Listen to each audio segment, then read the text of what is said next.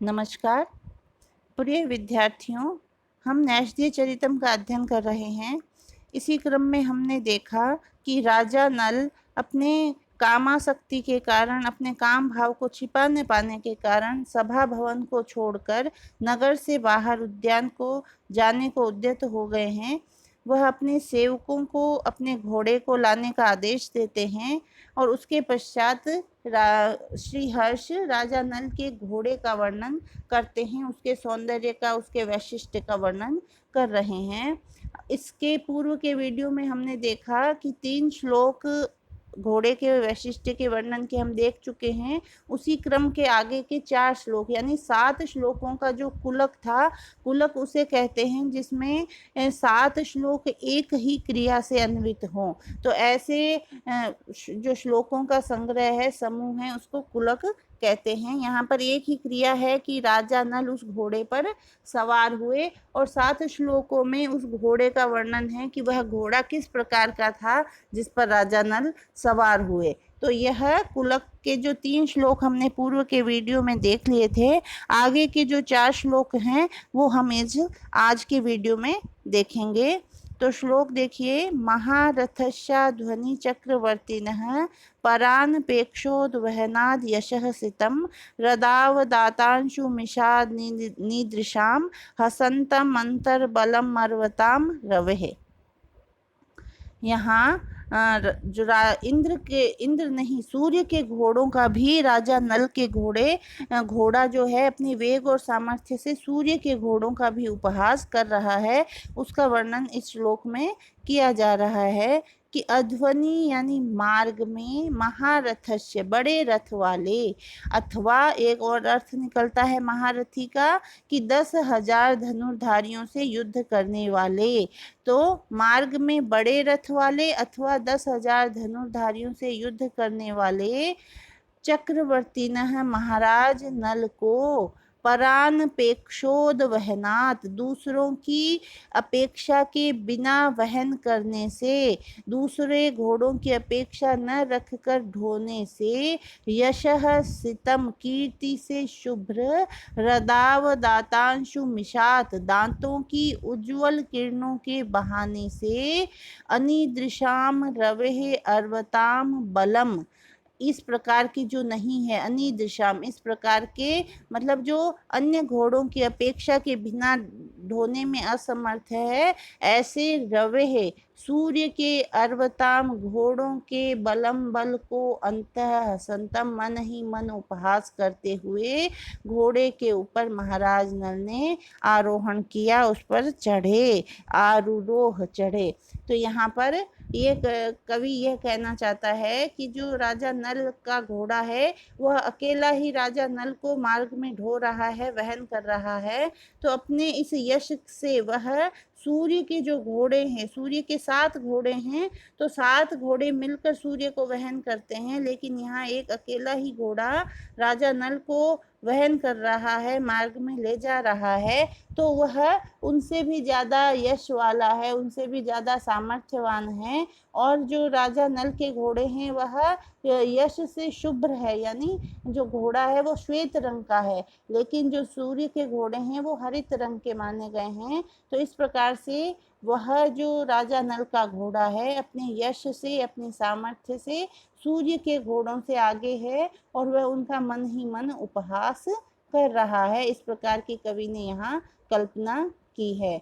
तो दोबारा से देख लीजिए चाहे कि अध्वनि मार्ग में महारथस्य महारथी महान रथ वाले अथवा 10,000 धनुर्धारियों से युद्ध करने वाले चक्रवर्ती महाराज नल को परानपेक्षो वहनात् दूसरों की अपेक्षा न रखकर ढोने से, यशः सितम यश से कीर्ति, यश से जो श्वेत हो गए हैं, यश की जो कीर्ति है वह शुभ्र फैल रही है, रखकर ढोने से कीर्ति से शुभ्र, रदाव दातांशु मिषात दांतों की उज्जवल किरणों के बहाने से अन्य घोड़ों की अपेक्षा के बिना अनिदृशाम, जो इस प्रकार के नहीं हैं, तो अन्य घोड़ों की अपेक्षा के बिना ढोने में जो असमर्थ हैं, ऐसे रवे सूर्य के अर्वताम घोड़ों के बलम बल को अंतः संतम, मन ही मन हंसते हुए उस घोड़े पे राजा नल ने आरोह चढ़े या आरोहण किया।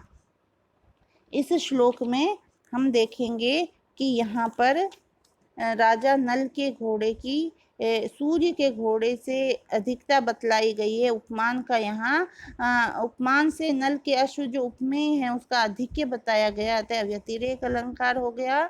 श्लेष अलंकार महारथी जो शब्द है उसमें हमने देखा दो अर्थ निकल रहे हैं, तो श्लेष अलंकार हो गया। और बहाने से, दांतों की जो किरणें हैं उनके बहाने से, तो उसका निषेध करने से जो अपहनुति अलंकार हो गया। और ये तीनों अलंकारों का यहाँ संकर अलंकार भी हो गया है।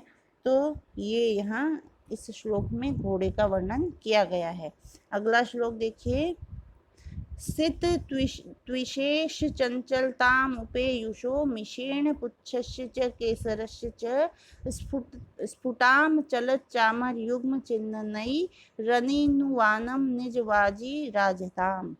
यहाँ पर जो नल का घोड़ा अपनी सफेद पूंछ और केसर रूपी चंवर से अपनी अश्वराजता को प्रकट कर रहा है, उसका वर्णन इस श्लोक में किया जा रहा है कि सित त्विषः चंचलताम उपेयुषः।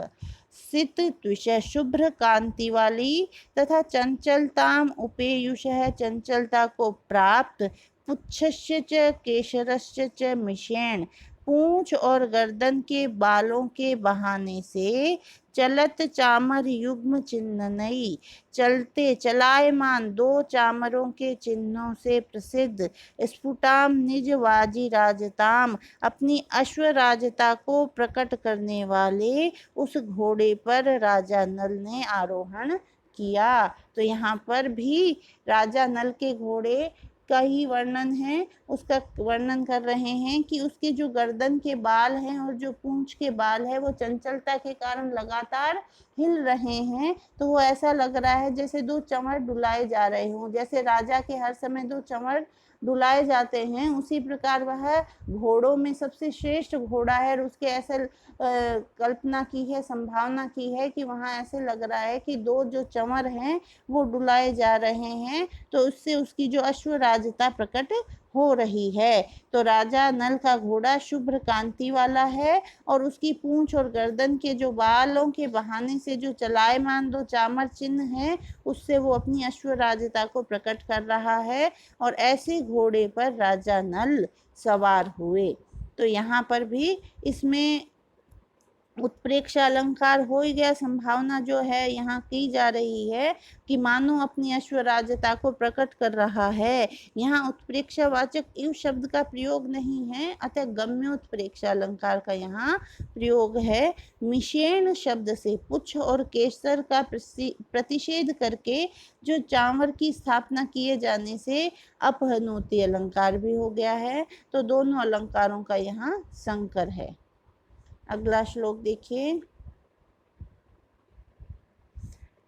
अपि द्विजिह्वाव्यवहार पौरुषैर मुखानुशक्ता यत वल्गु वल्गया उपेयवासं प्रतिमल्लताम रयस्मये जितस्य प्रसभम गरुत्मतः।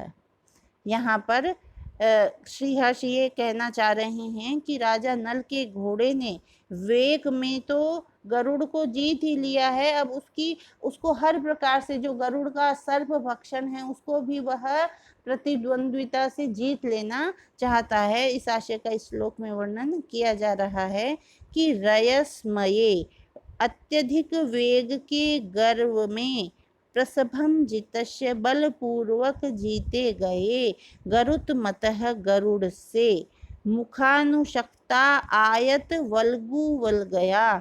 मुख में लगी हुई आयत लंबी और वल्गु सुंदर वल गया लगाम से।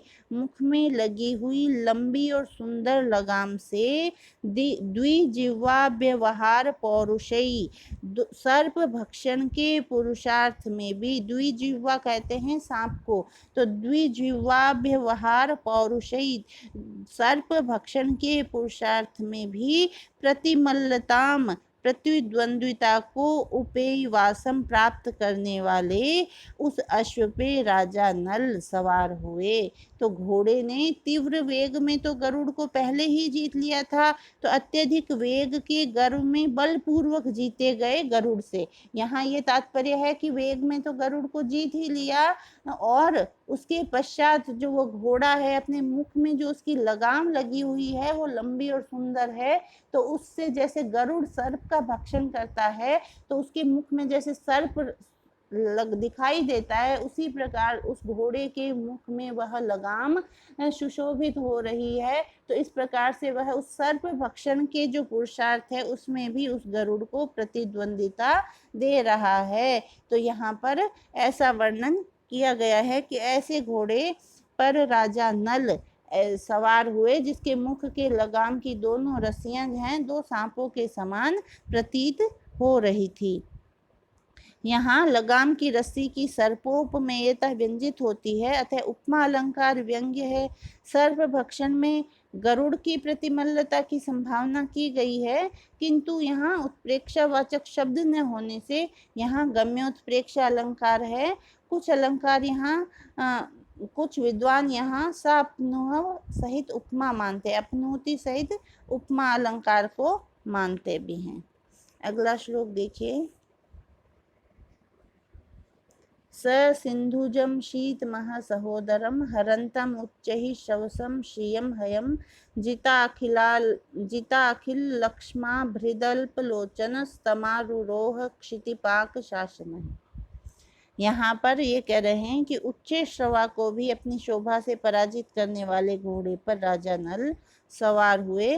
तो देखिए कि सिंधु जम, सिंधु से उत्पन्न, या तो इसके भी दो दो अर्थ निकलेंगे यहाँ। सिंधु जम एक तो अर्थ निकलेगा सिंधु से उत्पन्न, समुद्र से उत्पन्न, और एक सिंधु प्रदेश में उत्पन्न।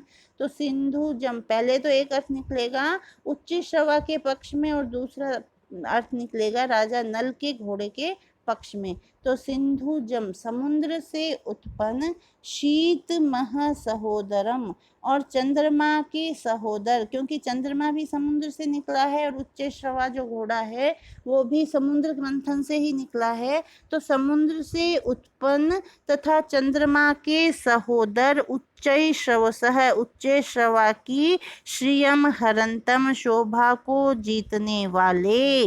अब दूसरा निकलेगा राजा नल के घोड़े के पक्ष में कि समुद्र से उत्पन्न तथा चंद्रमा के सहोदर उच्च श्रवा की शोभा को जीतने वाले, सिंधु देश में उत्पन्न, सिंधु जम सिंधु देश में उत्पन्न, तथा शीतमह सहोदरम चंद्रमा के समान शुभ्र घोड़े पर, तमहयम उस घोड़े पर, जीता अखिल लक्ष्मा संपूर्ण, जिता अखिल लक्ष्मात् भृद अनल्पलोचनः संपूर्ण राजाओं को जीत लेने वाले, अथवा इंद्र के पक्ष में अर्थ निकलेगा पर्वतों के विजेता।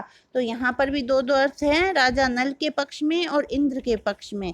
तो घोड़े के दो अर्थ हो गए कि ऐसी उच्च श्रवा की शोभा को जीतने वाले उस घोड़े पर जीता अखिल लक्ष्माद भृत अनल्पलोचनः संपूर्ण पर्वतों के विजेता, इंद्र के समान संपूर्ण राजाओं को जीतने वाले, और अनल्पलोचन दीर्घ नेत्रों वाले, क्षितिपाक शासनः संपूर्ण राजाओं के विजेता, सह वह नल आरूरोह सवार हुए उस घोड़े पर उन्होंने आरोहण किया। तो समुद्र से उत्पन्न तथा चंद्रमा के सहोदर उच्च श्रवा की शोभा को जीतने वाले, सिंधु देश में उत्पन्न तथा चंद्रमा के समान शुभ्र घोड़े पर संपूर्ण पर्वतों के विजेता, इंद्र के समान पृथ्वी पर संपूर्ण राजाओं के विजेता और विशाल नेत्रों वाले, दीर्घ नेत्रों वाले और क्षितिपाक शासन है। पृथ्वी पर इंद्र के समान स नलः, वह राजा नल आरूरोह सवार हुए। तो ऐसे राजा नल इस प्रकार के घोड़े पर उद्यान जाने के लिए सवार हुए। यहाँ तक ये जो 7 श्लोकों का कुलक था वह समाप्त हो गया है। इसके पश्चात राजा नल की यात्रा का वर्णन किया जाएगा, जो हम अगले वीडियो में देखेंगे। धन्यवाद।